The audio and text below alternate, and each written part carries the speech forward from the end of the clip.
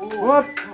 Dandaan lang at baka mabasag ang ating high-end glass door. Wow. Dandaan lang guys, ingat lang sa pagkilos ng walang madadamage. Ayan, kakabit na ng ating electrician ng ilaw, nag-iisang ilaw sa kanopi. Lalagyan na ng sealant ng glass door natin na high-end. Umakit na naman si electrician.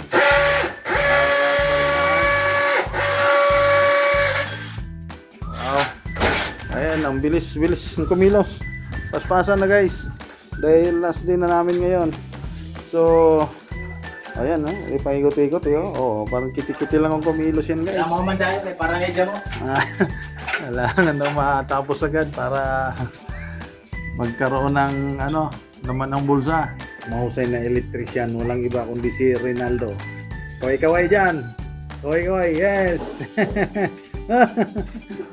Bumaba para silipin kung na-align ba yung frame ng ilaw na ikakabit niya. Ayan, mga mahusay na na electrician. Baba, silip na naman. Okay. Pa-align na. Nasa eskwela na sa hulog. Ayos na yan. Ito ulit driver, kakabit ko na. Sinasara ng glass door para sa final. Lalagyan na ng sealant yan mamaya konti. Ayun, kinakabit na ang pinuputol na yung may ground na kasi yan may power na yan. Kaya tinanggal na yung balot. Dodok, ayun, dinukto na. Kinamay lang guys. Kinamay lang guys yung wire, yung kuryente. Nakakamay lang. Ayun guys, lupit ang ating electrician. Ito naman ang pambato ni Boss Dan, ang kanyang installer ng glass door, window casement, aluminum cabinet guys nasa loob. Okay na guys, so kompleto na, nakakasama lahat. Ayun, nasa loob na yun. So ayan, may ilaw na rin pala, sari-sami. Kinakabit naman niya guys yung yung para sa lock na glass door. Ano mo siya na kuryente? Gunita mo yung wire. Bakit hindi na kuryente na hinawakan ng wire? Tanong na. Baga na po. Saan magulpa sa baga na kanipubal guys. Kubalan mo na siya guys. Guys, so yung kinakabit naman ang para sa salpakan ng lock ng glass door. Nakabit na ang ilaw. Yun isang ilaw pa lang yan guys, kulang-kulang 1,000 na. Oo. Ayun ayun guys, may ilaw na nakauna pala yan. Matatakin nyo guys, kanina hinahawakan lang, ibig sabihin live na pala yun, hinahawakan lang ng ating electrician. Kinabit niya yung sinalpak niya yung sinalpak mo yung plug niya. LED driver. Pagkasalpak, umiilaw na kaagad. Buhay pala yung kanina, hinawak-hawakan. Tapos, yan guys, dikdikan na tayo ngayon dahil last din natin ngayon. Ito naman ay si Calibor Pintor. Ayan, ating Calibor Pintor. Re-repaint na ang ating grills protection ng glass door. High-end glass door.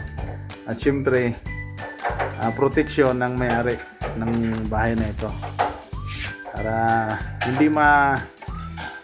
hindi basta-basta mapasok ng magnanakaw.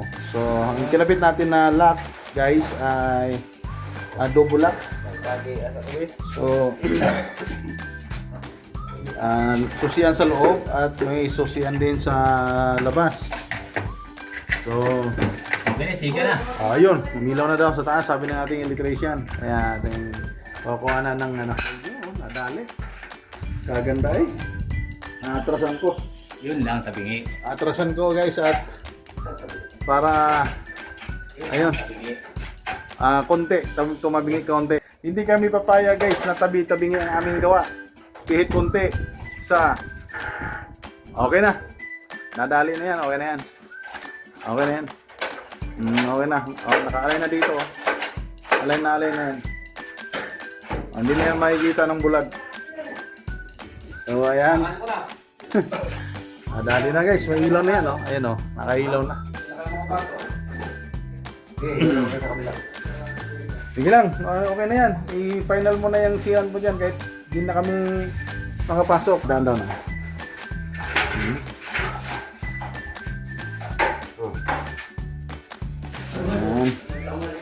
So, ayun. Kalat na lang guys ang alisin namin. So, dahil ayan tapos na Ayan, tapos ng cabinet. Ayan, linis na lang ang countertop natin guys. Ang granite, kulang na sa linis yan. Medyo may mga ali-alikabok pa. Kaya kaunting kalat. So, ayan guys, may pin light dyan sa area na yan. Ayan, tapos yan ang hanging cabinet natin. Hindi pala natin. Hanging cabinet pa na to ng may-ari.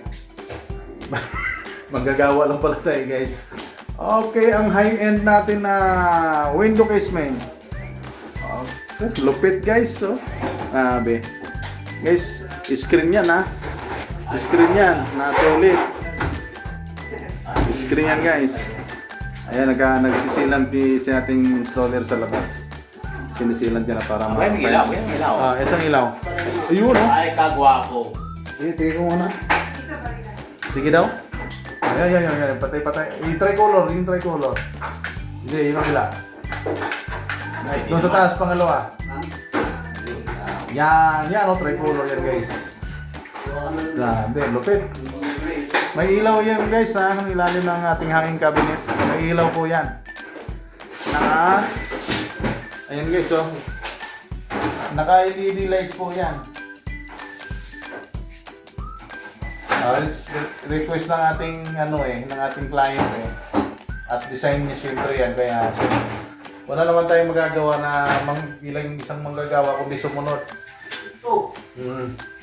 So ayan guys, ilaw dyan. Ayan naman yung ilaw sa ating kisame. Sa kisame pala ng may-ari, hindi pala atin. So ayan guys naman ang pin light para dito sa wall na ito. So ayan, nagsisilant na si Glassman o si Jason na installer ng aluminum and glass, Boss Danny. So ayan guys, mabanti tayo ngayon dahil ang target na lang is hanggang ngayong araw na lang na ito, araw na Sabado tayo ngayon guys. Yan namang nasa ilalim guys, ano yan, gripo. Yan po yung abang ng linya para sa dalawang washing. So dito ito dalawang linya po yan para sa dalawang washing. So, meron siyang sariling patayan. Meron siyang sariling gate valve. Kung alin mo yung bubuksan, yan pipihit-pihitin lang yan. Pero di ko yan. So pipihit-pihitin lang to guys para lumabas ang tubig. Tapos yung musang washing dito isasalpa. Dito tayo sa full box ngayon. Pero lupit guys. Ang outlet ng washing, dalawang outlet para sa dalawang washing sa full box. Kaya malupit ang ating electrician talaga.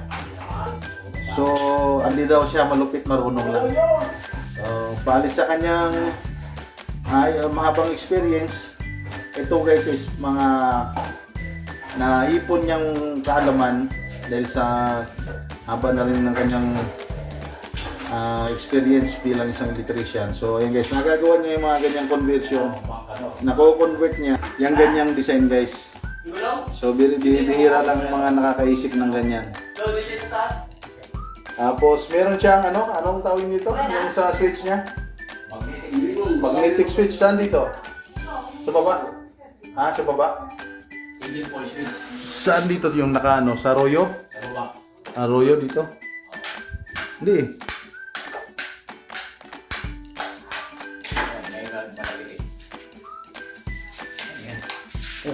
Ito, yan.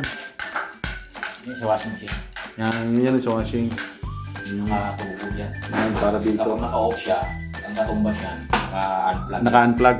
Okay guys, pag naka-on ito, pag naka-off pala, ang katumbas ito ay naka-unplug. Kumbaga na nakabunot yung plug ng washing. Pero hindi na gagawin yung ganun guys dahil naka-switch na siya. Sa switch na yung para daanin yung on and off niya. So okay guys, hanggang dito na lang muna tayo. At itong ating unique, elegant na faucet. Ayan guys, nahihila yan guys ha. Ayan o, pwede mo siyang ipihit-pihit, ikot-ikot guys. So 304 stainless yan guys ha. Mura lang bili ko dyan pero talagang napakaganda niyan. Binili ko yan sa Maynila. Talagang napakaganda niyan.